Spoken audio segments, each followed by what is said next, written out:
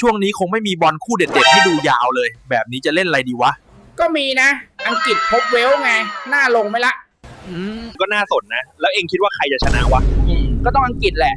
เจอกันแต่ละทีทั้งบอลโลกเฟรนลี่ยูโรอังกฤษก็ชนะ